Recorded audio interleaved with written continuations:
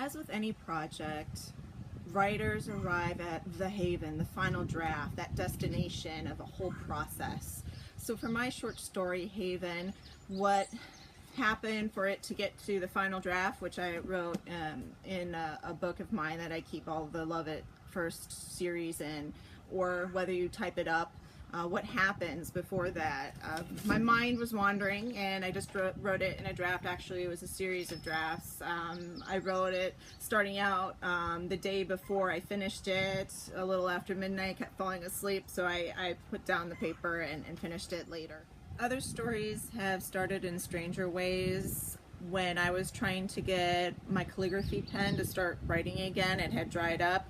I was writing phrases until it got darker and darker. When the pen dries up, wet it just a tad, and it watched the watercolor darken to deepest night black. The storm clouds thicken, encroach, envelop, and then that's where Startled Jump actually began. And I've described this in my idea, Love It First, is I actually on the treadmill this winter kind of just imagine, get into the story before I actually write it, and then afterwards I write down my notes of what I was visualizing in my head. And pretty much Startled Jump is what was going through my head on the treadmill, which eventually became the full story.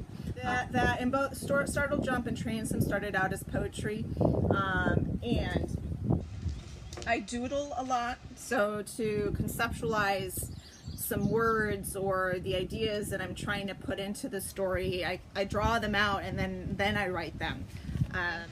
When I first joined IdeaPod last spring, I reopened some old journals when I was a teenager, and in one of the pages, I have poetry in here, is a longer story which turned out to be cavern, sparkle, shimmer, whisper, soar, and some of those concepts actually are rolled into my longer series, A Wandering Mind, which is where, I think it was first cavern, where my title came, A Wandering Mind, because I signed it off. This is where my wandering mind was going back when I was a teenager and I wrote this.